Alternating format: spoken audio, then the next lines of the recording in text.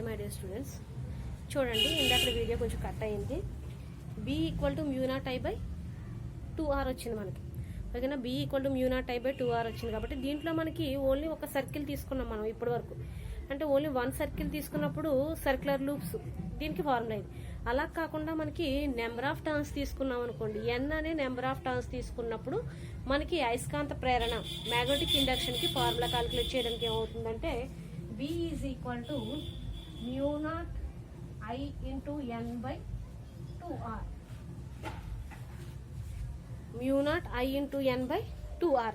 ఇక్కడ n అనేది number of turns, n is the number of turns.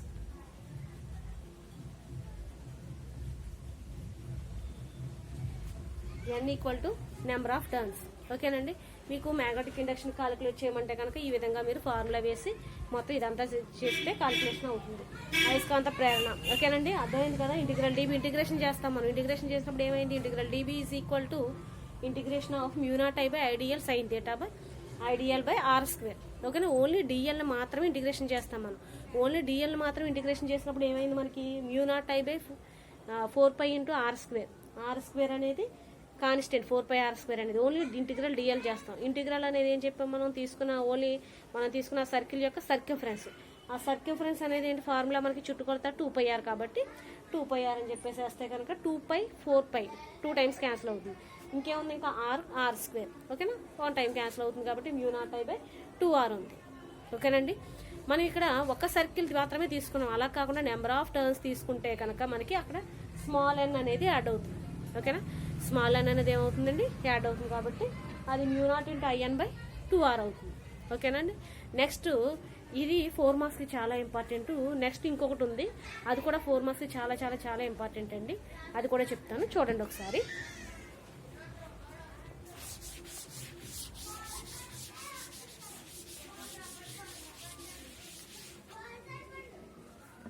చూడండి, side heading పెట్టండి. derive an expression for the magnetic dipole moment of revolving electron. An expression for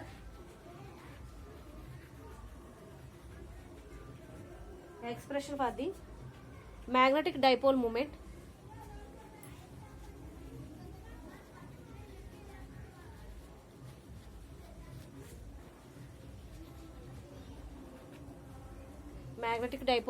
of revolving electron.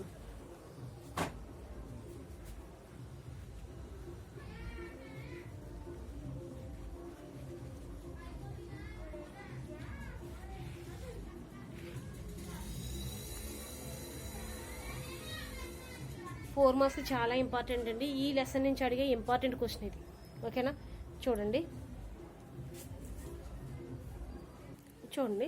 Telugu medium వాళ్ళు చూడండి. పరిభ్రమించే ఎలక్ట్రాన్కు ద్విధ్రువ భ్రామకానికి సమాసాన్ని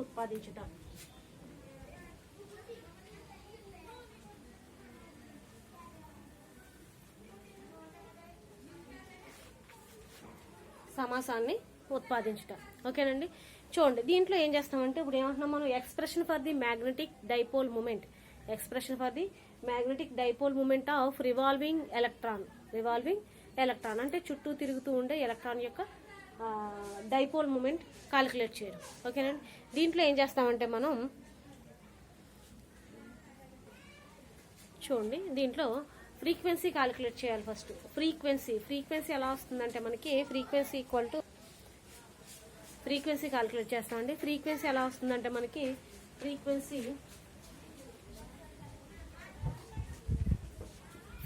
equal to న్యూతో define చేస్తాం మనం. Frequency nu equal to v by 2πr. Frequency nu equal to ఏంటండి, v by 2πr. ఓకేనా, ఇక్కడ v by 2πr అన్నాం కదా. v by 2πr అంటే మనకి v అనేది ఏంటి, వెలాసిటీ. అంటే మనం ఒక ఎలక్ట్రాన్ తీసుకుంటున్నాం కదా, ఆ ఎలక్ట్రాన్ సర్క్యులర్ పాత్ర మూవ్ అవుతుంది అన్న. ఓకేనా, ఆ సర్క్యులర్ పాత్ర మూవ్ అయినప్పుడు v is the velocity, new is the frequency and r is the radius.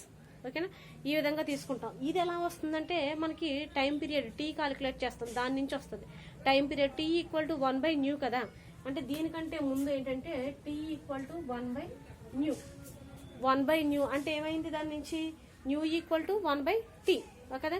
అంటే 1/t అంటే ఏమవుతుంది, v/2πr అంటే రివర్స్ అవుతుంది యాక్చువల్గా. అర్థమవుతుందా? అంటే దీంట్లో ఇప్పుడు మనకి ఫ్రీక్వెన్సీ పౌనపుణ్యం న్యూ ఈక్వల్ టు ఏమొచ్చింది మనకి, v/2πr. ఓకేనా. ఇక్కడ v అనేది మనం ఏం చెప్తున్నాం, v is the velocity and nu is the frequency and r is the radius. ఓకేనా. అంటే ఫ్రీక్వెన్సీ పౌనపుణ్యం ఈక్వల్ టు పౌనపుణ్యం న్యూ ఈక్వల్ టు ఏమొచ్చిందని మనకి v/2πr వచ్చింది. ఓకేనా. ఇప్పుడు దీని నుంచి మనం కరెంట్ విద్యుత్ ప్రవాహాన్ని కాలిక్యులేట్ చేయాలి. ఓకేనా. కరెంట్ కాలిక్యులేట్ చేసినప్పుడు ఎలక్ట్రిక్ కరెంట్ కాలిక్యులేట్ చేస్తాం. ఫస్ట్ దీని నుంచి ఏం చేస్తామంటే ఎలక్ట్రిక్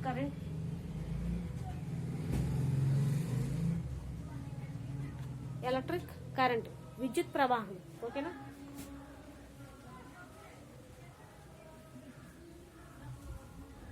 విద్యుత్ ప్రవాహం ఐతో డిఫైన్ చేస్తాం కదా మనం. ఐ ఈక్వల్ టు ఎలా వస్తుందంటే మనకి I equal to charge into frequency. I equal to ఎలా వస్తుందంటే మనకి చార్జ్ ఇంటూ ఫ్రీక్వెన్సీ. ఓకేనా. చార్జ్ ఇంటూ ఫ్రీక్వెన్సీ అంటే మనకి తెలుగు మీడియం వాళ్ళ చార్జ్ అంటే ఆవేశం. ఓకేనా. ఆవేశం ఇంటూ ఫ్రీక్వెన్సీ పౌనపుణ్యం. ఓకేనా.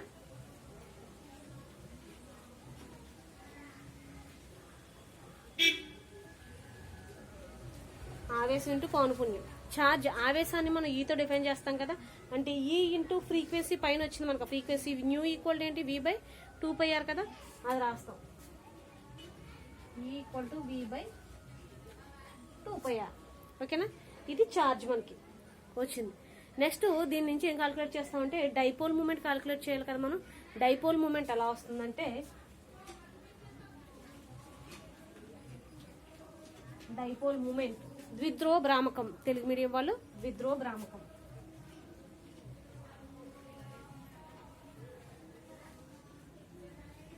డైపోల్ మూమెంట్ ద్విధ్రువ భ్రామకం.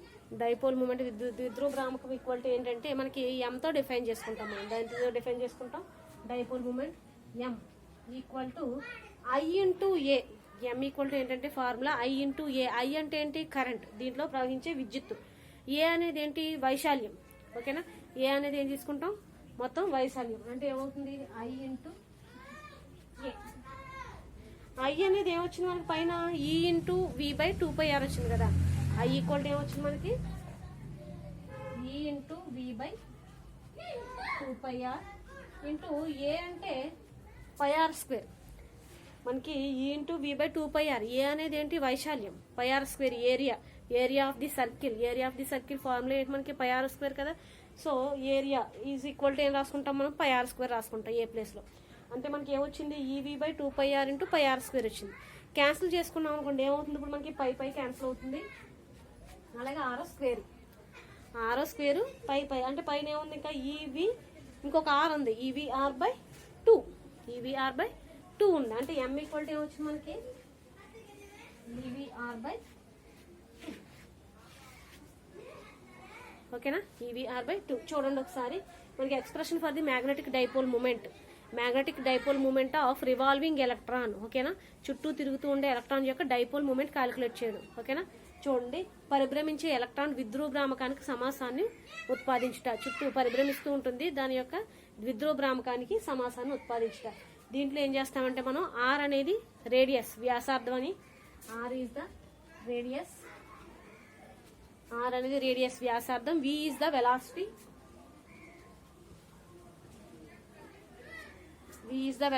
వేగం. ఓకేనా. అలాగే న్యూ అనేది ఫ్రీక్వెన్సీ, పౌనపుణ్యం అని రాసుకోండి.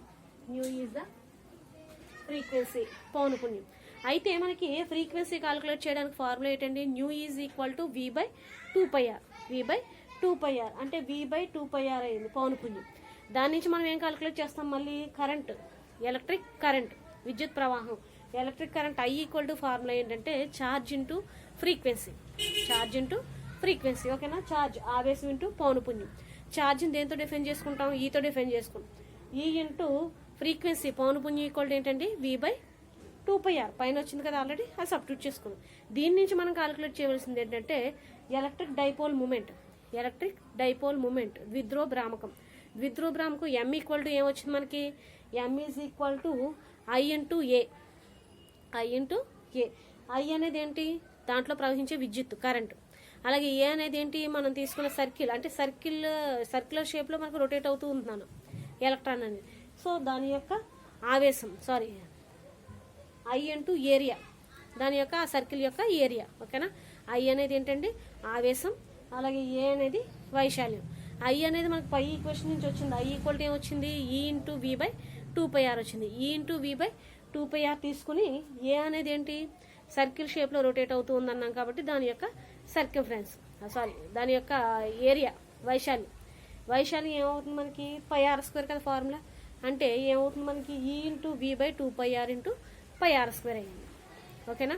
అంటే ఏమొచ్చింది మనకి పై క్యాన్సిల్ అవుతుంది, r² r అంటే r² 1 టైం పోతే ఇంకా r ఉంది పైన. అంటే ఇంకేమైనట్టు మనకి m is equal to EVR by 2. m is equal to ఏమైంది EVR బై 2 అయింది. ఓకేనా. ఇది మనకి డైపోల్ మూమెంట్ క్యాలిక్యులేట్ చేయడానికి, రివాల్వింగ్ ఎలక్ట్రాన్ యొక్క dipole moment m equal to formula ఏంటండి EVR బై 2. మీకు ప్రాబ్లమ్స్ కూడా అడుగుతాడు దీంట్లో, అదవుతుందా. దీన్ని బేసే ప్రాబ్లమ్స్ కూడా ఇవ్వచ్చు.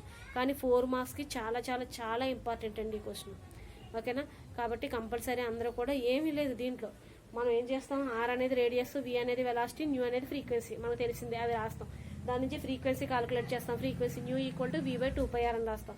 దాని నుంచి ఎలక్ట్రిక్ కరెంట్ విద్యుత్ ప్రవాహం క్యాలిక్యులేట్ చేస్తాం. విద్యుత్ ప్రవాహం equal to charge into frequency formula అది.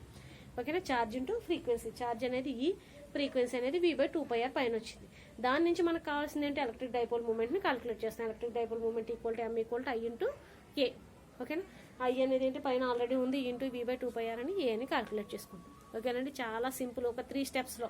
This is first step, second step and third step.